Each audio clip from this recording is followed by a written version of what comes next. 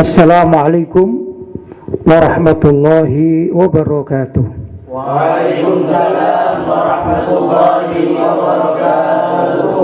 Alhamdulillah. Wassalatu wassalamu ala Rasulillah Sayyidina Muhammad ibn Abdullah wa ala alihi wa sahbihi wa man walah, wa la hawla wa la quwata illa billah, amma ba'd. Ikhwani rahimakumullah. Alhamdulillah, malam hari ini kita bisa berjumpa lagi pada acara yang sangat mulia ini, yaitu Majelis Taklim Ribat Al-Murtadha. Mudah-mudahan Majelis Taklim kita ini diberkahi oleh Allah SWT, dan mudah-mudahan kalian yang hadir mendapatkan pahala yang berlipat ganda, serta mudah-mudahan kita senantiasa semuanya yang menyaksikan dilindungi oleh Allah SWT dari bahaya virus corona, ya, sehingga kita bisa selamat, dan mudah-mudahan minggu depan kita bisa melaksanakan puasa pada bulan suci Ramadan. Mudah-mudahan Ramadan kita Ramadan yang barokah, Ramadan yang membawa kebaikan bagi kehidupan kita baik di dunia maupun di akhirat. Allahumma amin. Baik, pada kesempatan hari ini sebagaimana kemarin-kemarin, kita akan membaca salah satu dari tulisan artikel yang saya tulis dengan judul Allah yang menggulirkan waktu. Maksudnya kita mengenal waktu, ya, waktu itu ya peredaran, ada siang, ada malam, ya. Nah, ini adalah waktu. Nah, ini Allah yang menggulirkan waktu dengan segala macam kejadian, ya. Ini Allah yang menggerakkan. Maka segala apa yang terjadi di dunia ini tiada lain adalah atas izin Allah Subhanahu wa ta'ala. Allah lah yang mengatur. Ya, bahkan saat ini kan kita dalam keadaan terkena musibah virus corona, itu semuanya juga Allah yang mengatur. Bila mana Allah menghendaki corona ini segera diangkat dari Indonesia, ya akan terangkat. Kalau Allah belum menghendaki, ya tidak akan terangkat. Ya, itu namanya semua apapun namanya an-nawazil, kejadian-kejadian ini yang mengatur dalam kehidupan di dunia ini adalah Allah Subhanahu wa ta'ala. Ini yang perlu kita ingat. Karena itu saya persilakan akhina Muhammad Ilmi untuk membacakan. Bismillahirrahmanirrahim. Alhamdulillahi rabbil alamin, wassalatu wassalamu ala asyrafil anbiya'i wal mursalin, sayyidina wa maulana Muhammadin wa ala alihi wa sahbihi ajma'in, amma ba'd. Allah yang menggulirkan waktu, karya Kiai Haji Lutfi Basari. Demi masa, sungguh manusia berada dalam kerugian, kecuali orang-orang yang beriman dan mengerjakan kebaikan serta saling menasehati dalam kebenaran dan saling menasehati dalam kesabaran. Quran Surah Al-Asr ayat 1-3. Ya, ini surat yang sangat kita kenal, ya, familiar di dalam telinga kita ini, ya. Apa itu surat? Wal asr innal insana lafi khusr illal ladzina amanu wa 'amilus solihati wa tawassaw bil haqqi wa tawassaw bis sabr. Ya, demi masa. Nah, maksudnya demi masa yaitu waktu. Jadi kalau Allah SWT itu bersumpah, itu menggunakan nama-nama makhluk. Kalau kita sebagai makhluk bersumpah, wajib menggunakan atas nama Allah. Wallahi, tallahi, billahi, Allahi, dan lain sebagainya, lafaz-lafaz sumpah. Tapi kalau Allah bersumpah, di samping Allah juga kadang-kadang bersumpah atas nama dirinya, tapi juga Allah bersumpah atas nama makhluknya. Ada wal asri, demi waktu asar, ya ada juga wadduha, demi waktu duha, wal laili, demi waktu lail, demikian dan seterusnya, ya. Itu haknya Allah Subhanahu wa ta'ala. Tapi yang di sini mengambil waktu, mengambil dalil tentang wal asri, demi masa. Ya, masa itulah yang akan kita bahas. Kalaupun isi dari surat tadi yaitu manusia, sesungguhnya manusia itu semua pada kerugian.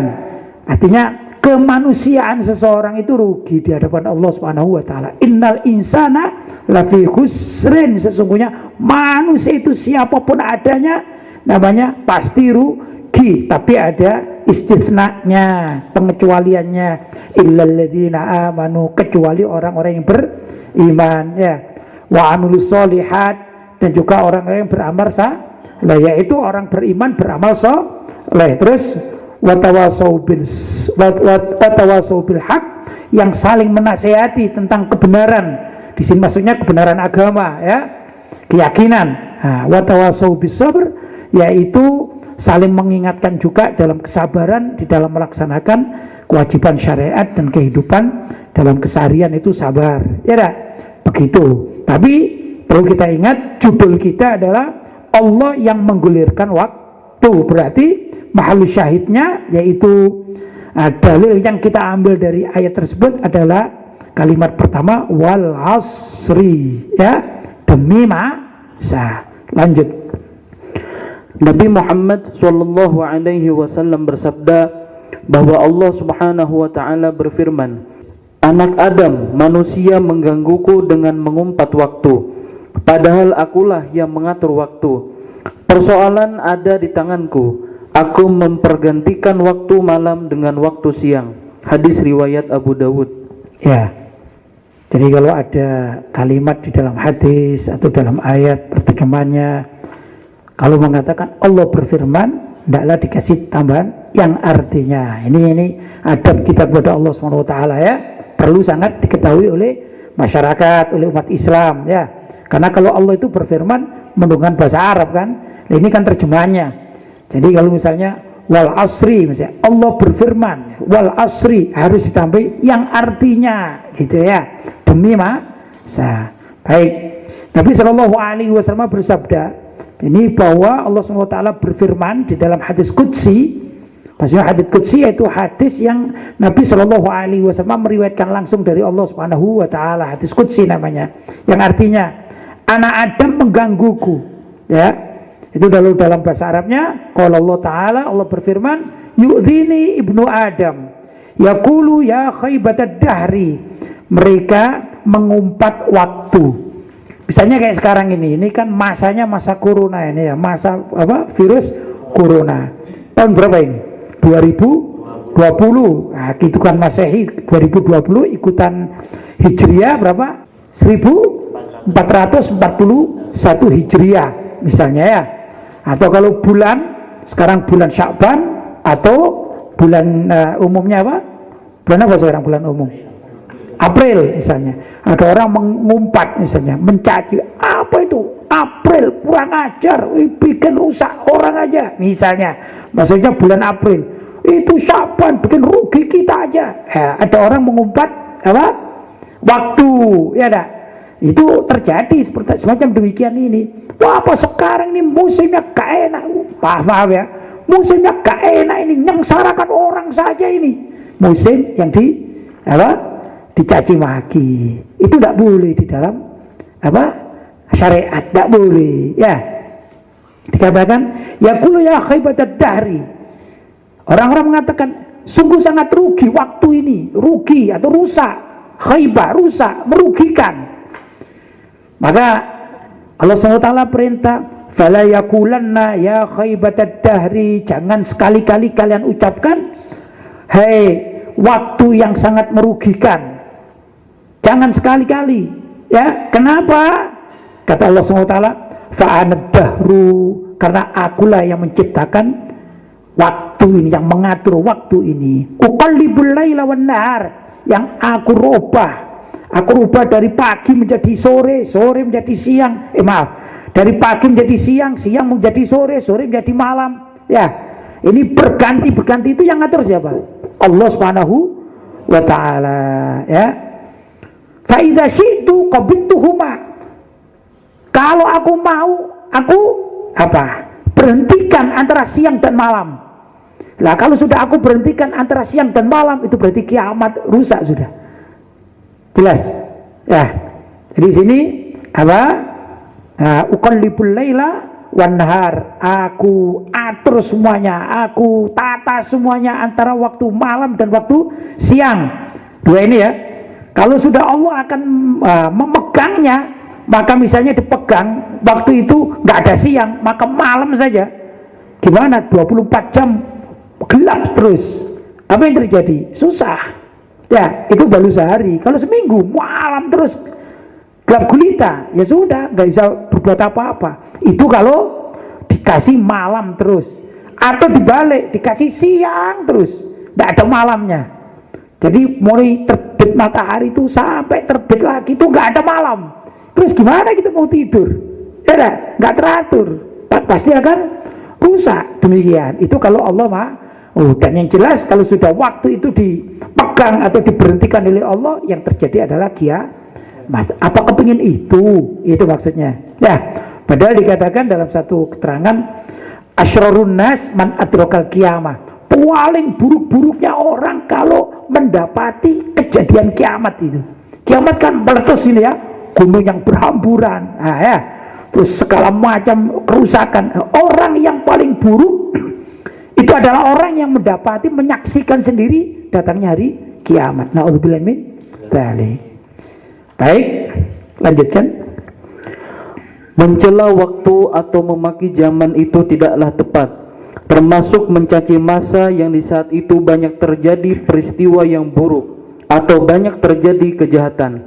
Karena yang patut dipertanyakan itu bukan waktunya, tapi siapa yang menjadi penghuni di saat itu. Merekalah yang semestinya bertanggung jawab terhadap kejadian-kejadian buruk yang menimpa mereka, maupun kejahatan yang merajalela di kalangan mereka. Ya, jadi kalau ada suatu waktu atau generasi atau masa terjadi kerusakan-kerusakan, itu bukan waktunya yang dicaci maki, ya dah. Kenapa tadi? Allah mengatakan anad-dahru fa anad-dahru, akulah yang mengatur waktu. Ya, itu kalau menurut Imam An-Nawawi radhiyallahu taala anhu di dalam Syarah Muslim, beliau mengatakan anad-dahru maksudnya ana fa'ilun nawazil. Aku Allah fa'ilun nawazil, yang mengatur sedemikian rupa terjadi dalam musibah yang menimpa, misalnya gunung meletus, ya, banjir, hujan deras dan lain sebagainya, ya dah. Itu sebenarnya Allah yang mengatur. Dan dikatakan oleh Imam Nawawi, fa innakum idza sababtum fa'ilan nawazil, karena kalau kalian ini mencaci maki waktu dan yang mengatur waktu, itu faqad waqa'a as-sabbu 'ala Allah, sungguh telah terjadi atau menimpalah caci maki kalian itu kepada Allah Subhanahu wa taala. Itu naudzubillah min dzalik. Karena itu andai kata terjadi ketidaknyamanan hidup dalam satu waktu, jangan waktunya yang dicaci maki, karena Allah yang mengatur itu. Tapi andai kata perlu marah, marahlah kepada penghuni waktu tersebut. Ya, kenapa?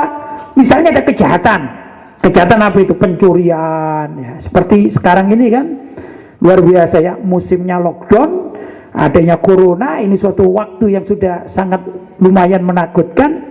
Tapi ya gimana lagi ya, kita melihat penjahat-penjahat ini sudah keluar dari sarangnya, kemudian terjadi pembantaian. Kemarin saya melihat ada satu video, ada orang yang baru ini, penjahat ini ya, penjahat kambuhan, baru keluar dari penjara lah, ya ada sampai 1 bulan, itu sudah mencuri 7 mobil.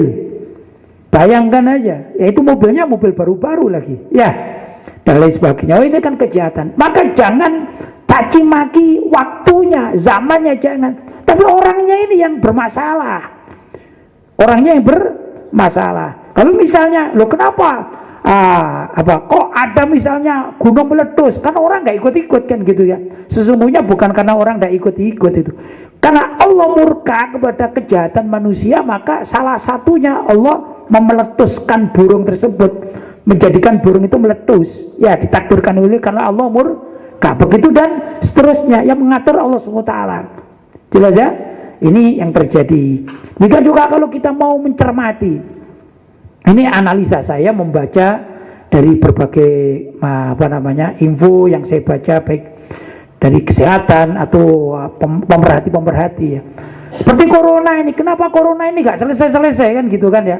Karena manusianya nggak taat aturan ini manusianya, ya dah.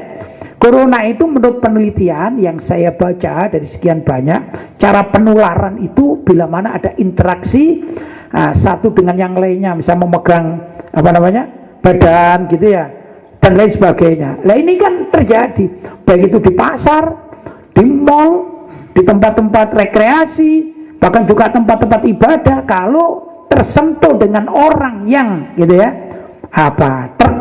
terjangkit corona, maka corona itu akan pindah ke tempat yang lain atau orang tersebut.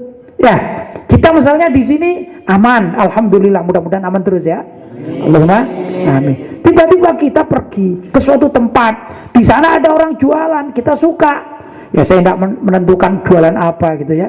Sebut aja misalnya jualan yang ringan lah. Jual kertas gitu aja, jualan kertas, jual amplop misalnya ya. Kita perlu satu lembar amplop ini.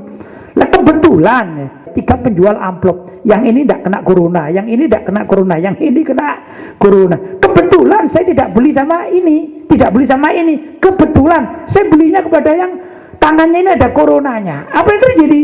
Maka begitu saya menerima, ini coronanya pindah pada saya. Ya, itu dunia jual beli. Cuman kan kadang-kadang kita gak sadar kan, kita nggak tahu seberapa jauh ini efek corona dalam penularan. Demikian juga di tempat-tempat keramaian-keramaian apapun namanya, kalau tidak suci atau tidak bersih dirinya ini ya rawan. Ya, karena itu kebijaksanaan lockdown di seluruh dunia, yaitu kalau menurut saya ada benarnya, agar maksudnya orang atau setiap kita itu bisa memutus rantai penularan dari corona tersebut. Nah itulah yang terjadi. Nah kembali lagi, sesungguhnya kadang-kadang karena ulah tangan manusia nggak sembuh-sembuh ini. Saya melihat di televisi dan juga di beberapa media sosial itu, di barat yang saya tahu ya, pokoknya di luar Indonesia, ada orang kena corona, dia sudah menyadari aku bakalan mati ini, akhirnya dia mencari orang lain, bahkan kadang-kadang meludah suatu tempat, ini mesti tempatnya dipegang orang, tuh dia meludah, nanti ada fulan bin fulan, dia mengambil apa di situ, terkena dia, akhirnya mewabah. Ini namanya manusia yang gak tahu diri kan, ya dah. Naudzubillah min dzalik, dia ingin membahayakan orang lain dengan apa yang dia sudah dia lakukan, dengan ya inilah ketidakamanah terhadap faktor dia sebagai manusia. Dia ingin menularkan apa yang menjangkit pada dirinya, artinya nggak mau sendirian, dia mau mati bareng-bareng gitu kan ya. Naudzubillah min dzalik, ini jahat namanya ya, orang yang jahat. Baik, lanjut. Sedangkan waktu itu sendiri akan terus bergulir tiada henti sedikit pun, dan para penghuninya pun akan terus berdatangan silih berganti. Adapun setiap orang yang menghuni di waktu-waktu tertentu itu telah digariskan oleh Allah, dan karena itu pula Nabi Muhammad SAW mengajarkan sesuatu yang positif terkait tata cara mengisi waktu. Ya, jadi apapun yang terjadi namanya waktu terus bergulir ya. Zamannya Nabi Adam itu zaman dahulu kala, itu terus bergulir sampai zamannya Nabi Muhammad kan gitu kan ya. Itu tahu sekian puluh tahun, sekian ribu tahun setelah Nabi Adam alaihi salam ya. Dah kemudian bergulir. Lah zamannya Nabi Muhammad pun bergulir. Setelah selesai masa zaman Nabi hidup, Nabi Muhammad selesai, bergulir sampai sekarang pada zaman kita ini berapa? 14 abad silam, 1400 tahun yang lampau, itu zaman Nabi Muhammad masih hidup. Nah terus bergulir, orangnya ya bergantian. Zaman itu namanya zaman sahabat ya dah, yang hidup sekeliling Nabi Muhammad SAW. Sekarang para sahabat sudah nggak ada, Nabi wafat, para sahabat terus lama-lama wafat, ganti tabiin terus wafat sampai estafet pada kita ini ya. Ini terus, nanti kita pun akan tua, akan terus.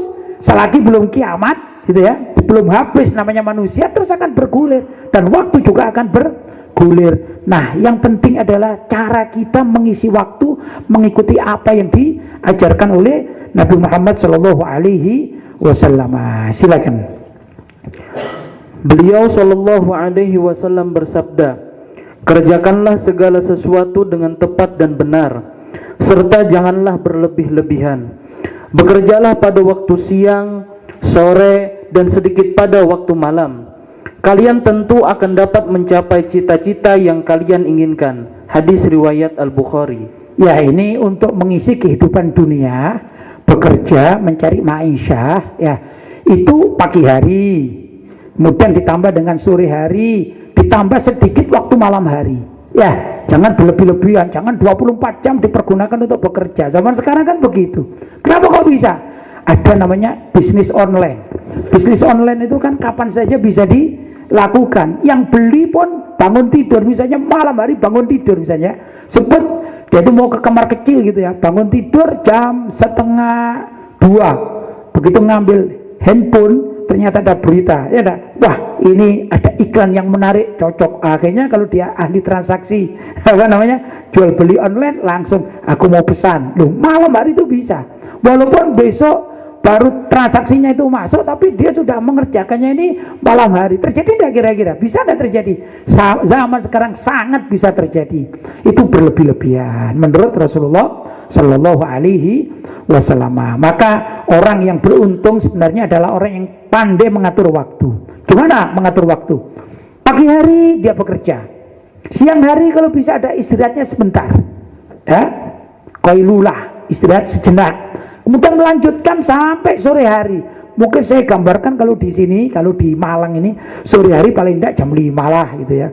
Kalau kondisi di Singosari itu, kalau di Singosari tempat kita ini, sebelum apa namanya kita mendengarkan qiraah atau bacaan Al-Quran dari masjid itu ya, itu kan biasanya jam 5 sampai menunggu maghrib. Itu sudah selesailah. Kalau bekerja berkaitan dengan mencari rezeki, selesailah ya. Kemudian kita bersiap-siap untuk menjalani waktu malam, yaitu mulai ba'dal maghrib. Nah, ba'dal maghrib seperti sekarang ini kita isi dengan apa yang namanya ini urusan keagamaan, belajar seperti sekarang ini, atau zikir kepada Allah Subhanahu wa taala. Kalaupun ada transaksi sedikit menyelesaikan yang tadi ya bolehlah, tapi jangan terlalu banyak. Ya misalnya tadi ada hutang yang belum saya sahur, maka terpaksa malam ini maghrib ini saya terpaksa harus membayar hutang misalnya. Ya tidak apa-apa lah, asalkan jangan terus sampai malam. Ya, nah, setelah maghrib itu kalau bisa waktu dilanjutkan sedikit untuk urusan belajar, mempelajari keagamaan seperti sekarang ini ya, hadir majelis taklim. Itu umumnya disunnahkan 11 sampai jam 9 malam ya. Kemudian mulai siap-siap untuk apa? Istirahat. Nah, istirahat mulai jam 10, 11, 12, jam 1 kalau memang ditakdirkan kalian menjadi orang yang ahli bangun malam, bangun malam jam 1 atau jam 2 ya dah, sampai menjelang subuh. Demikian esok harinya begitu juga. Jadi ada waktu yang memang untuk bekerja, yaitu di waktu pagi sampai sore, kemudian malam hari untuk dunia beribadah kepada Allah sama istirahat ya dah, istirahat tidur. Nah, ini akan sehat orang yang mengerjakan seperti itu. Ini saran dari Nabi Muhammad SAW, juga dari beberapa para ulama yang pandai mengatur, atau ahli hikmah yang pandai mengatur kehidupan, membagi waktu. Begitu kurang lebih ya. Silakan. Berdasarkan petunjuk ini, maka sebaiknya umat Islam selalu optimis menjalankan wasiat Rasulullah SAW dalam rangka mengisi hari-hari pada waktu yang telah diberikan oleh Allah tersebut. Ya, jadi tadi pembagiannya yang intinya begini, intinya malam hari untuk ibadah dan istirahat ya. Kemudian siang hari, kasarnya katakan siang hari mulai pagi sampai sore, itu waktunya mencari maisha yang halal ya. Kalau ini yang dilakukan, insya Allah dapat rezeki itu dapat. Jadi waktu kehidupan manusia dibagi jadi dua, mencari harta dan mencari akhirat, mencari dunia dan mencari akhirat. Itu dalam doa, Rabbana atina fid dunya hasanah. Ya Allah, berilah kami di dunia ini hasanah yang baik, barangkali kerjaannya sukses, yaitu mulai pagi sampai sore. Wa fil akhirati hasanah, ya, dan di akhirat itu juga sukses. Kenapa?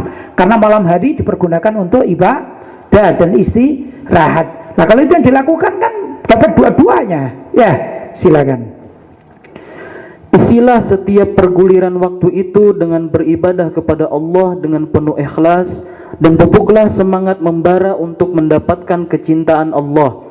Bekerjalah mencari rezeki yang halal untuk menghidupi keluarga, karena hal itu termasuk dicatat sebagai ibadah yang diberi pahala oleh Allah. Tentunya jika diniati untuk menunjang aktivitas ibadahnya. Ya, dalam setiap nafas kita kalau bisa kita niati untuk ibadah. Setiap nafas yang kita keluarkan, kita hirup juga, ya ini kita niati ibadah. Segala perilaku kita kalau bisa kita niati beribadah, maka kehidupan kita akan bernilai ibadah. Adapun kalau kita bekerja, niati juga ibadah, mencari maisha. Caranya bagaimana? Mencari rezeki yang halal. Nah ini, kalau niat mencari rezeki yang halal, walaupun bekerja mendapatkan uang, itu sama halnya beribadah. Ini kan bagus, ini ajaran yang sangat luar biasa. Sehingga 24 jam kalau bisa kita ini beribadah, bahkan sampai tidur pun kita niati. Aku tidur misalnya jam 10 sampai nanti jam 2 atau jam 3, aku niat agar besok pagi tatkala aku bangun subuh ini tidak terlambat dan seger ya, atau giat demikian. Maka tidurnya ini mendapatkan nilai ibadah atau niat. Ya, aku niat bismillahirrahmanirrahim malam nanti tidur. Setelah tidur, aku kalau bisa malam hari nanti, dini hari, tengah malam, aku akan bangun zikir kepada Allah. Ya, ini kalau anak-anak muda ini biasanya kadang-kadang kan sukanya bangun malam. Tapi kemana? Ke toilet. Betul? Ya. Mau sholat, apalagi dingin. Aduh, gimana ini? Ya, kalau saran saya, kalau kita tidak bisa sholat malam, tapi jangan ke toilet terus tidur lagi, jangan gitu. Duduklah sejenak, barang 5 menit, bacalah Subhanallah misalnya, atau istighfar, astagfirullahaladzim, astagfirullahaladzim, astagfirullahaladzim, atau zikir atau salawat kepada Nabi. Kita bangun ya dari kamar mandi, mohon maaf misalnya buang air kecil atau buang air besar, kemudian kita mau keranjang lagi, jangan langsung tidur, janganlah ya, sejenak aja lah, duduk sejenak. Kalaupun tidak duduk dengan telentang tadi itu mau tidur, tapi zikir. Misalnya Allahumma shalli Muhammad wa ala ali sayyidina Muhammad 10 kali, selesai, tidur lagi. Itu jauh lebih bagus daripada bangun malam kemudian ke toilet kemudian tidur lagi, lupa tidak ada apa-apa sama sekali. Jangan ya, usahakan zikir pada Allah. Misalnya subhanallah baca, atau alhamdulillah, atau apa saja, astagfirullahaladzim, atau apa saja yang terlintas dalam pikirannya disebutkan. Ya, agar apa? Mengisi waktu bangun itu, kalaupun kita tidak bisa atau masih enggan untuk sholat malam, paling enggak apa, kita berzikir di malam hari. Mudah-mudahan ini ada manfaatnya gitu ya, bisa diamalkan, bisa, insya Allah bisa ya, khususnya para santri. Tapi syukur-syukur kalau ada yang luar biasa ini, aku nanti malam akan bangun, aku akan zikir pada Allah, aku doakan orang tuaku semuanya, keluargaku, guru-guruku, kawan-kawanku, aku doakan dan lain sebagainya. Ini termasuk yang sangat luar biasa. Lanjut. Namun seseorang yang hanya bekerja untuk mengumpulkan harta, terutama yang dapat melalaikan urusan ibadah, apalagi jika sampai menerjang hukum haram dalam pekerjaan itu, justru akan menjerumuskan dirinya kepada kesengsaraan di akhirat. Ya, balik lagi kalau orang ini kecintaannya hanya dunia. Kemarin juga sudah saya singgung ya, hubbud dunya ra'su kulli khati'atin, mencintai dunia, cinta buta ini ya pada dunia ini adalah pangkal dari kerusakan, pangkal dari kesalahan. Kalau tujuannya hanya mencari mengumpulkan dunia, maka ini adalah termasuk kehancuran bagi orang tersebut kelak di akhiratnya. Mungkin dia bisa mengumpulkan harta di dunia, mungkin bisa jadi konglomerat, mungkin uangnya bisa triliunan, ya dah. Tapi di akhirat dia akan sengsara. Kan begitu. Nah ini jangan sampailah, sayang, apalagi kita yang ahli majelis taklim sudah mengerti hukumnya, jangan sampailah yang demikian ya. Mudah-mudahan apa yang kita bahas ini mengajari kita untuk mengerti kehidupan dunia dan apa itu cara mengisi waktu, kemudian bagaimana cara mengemasnya agar jangan sampai kita ini rugi dunia, apalagi rugi akhirat. Yang paling rugi ada orang malas, ini terakhir ya, ada orang malas, dia tidak mau bekerja di dunia sehingga jadi miskin dan dia tidak ahli sholat atau ibadah. Akhirnya di dunia miskin, di akhirat miskin. Na'udzubillah min dzalik. Mudah-mudahan kita diberi oleh Allah SWT di dunia cukup dan bahagia di akhirat. Allahumma amin. Ya ikhwan, barangkali itu malam hari ini yang bisa kita kaji, mudah-mudahan ada manfaatnya. Mungkin ada kata-kata yang kurang tepat, saya mohon maaf yang sebesar-besarnya. Hadza ma aqulu lakum wal 'afu minkum. Wassalamualaikum warahmatullahi wabarakatuh. Waalaikumsalam warahmatullahi wabarakatuh.